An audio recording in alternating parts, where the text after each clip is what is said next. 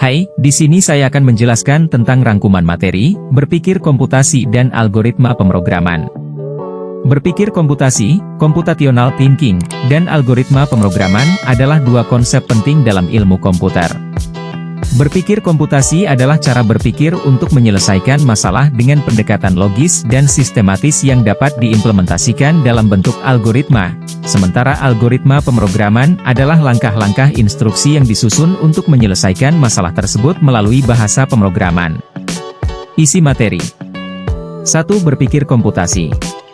Berpikir komputasi adalah metode pemecahan masalah yang melibatkan serangkaian langkah yang sistematis dan bisa diotomatisasi oleh komputer.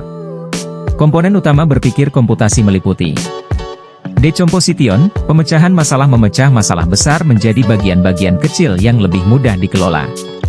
Pattern recognition, pengenalan pola mengenali pola atau kesamaan dalam masalah untuk mempermudah penyelesaian. Abstraction, abstraksi menyederhanakan masalah dengan fokus pada aspek-aspek penting dan mengabaikan detail yang tidak relevan. Algorithm design, desain algoritma menyusun serangkaian langkah atau aturan untuk menyelesaikan masalah secara efektif dan efisien. 2. Algoritma pemrograman. Algoritma adalah prosedur yang berisi urutan instruksi logis untuk menyelesaikan masalah atau mencapai tujuan tertentu. Algoritma dapat diimplementasikan dalam berbagai bahasa pemrograman, dan strukturnya biasanya terdiri dari beberapa elemen dasar, seperti input, data yang diperlukan untuk menjalankan algoritma. Proses, langkah-langkah yang dilakukan untuk memanipulasi input agar menghasilkan output yang diinginkan. Output, hasil akhir setelah algoritma selesai berjalan. 3. Langkah-langkah membuat algoritma. 1. Identifikasi masalah, pahami masalah yang perlu diselesaikan. 2. Kerancang solusi, buat rancangan atau flowchart yang memetakan langkah-langkah untuk menyelesaikan masalah. 3. Pilih bahasa pemrograman, tentukan bahasa pemrograman yang akan digunakan. 4. Uji algoritma, implementasikan algoritma dan uji apakah sudah berjalan dengan benar. 4. Contoh sederhana algoritma. Misalkan kita ingin membuat algoritma untuk menentukan apakah suatu bilangan adalah genap atau ganjil.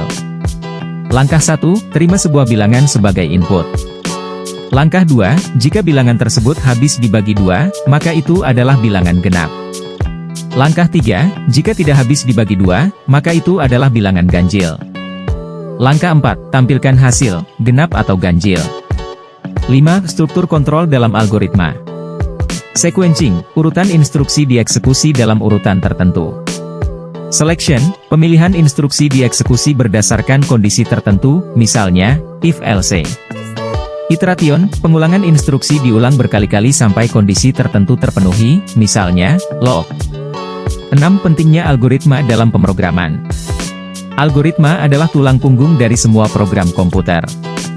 Algoritma yang baik memungkinkan program untuk berjalan dengan lebih efisien, meminimalkan penggunaan sumber daya, dan menyelesaikan masalah secara optimal.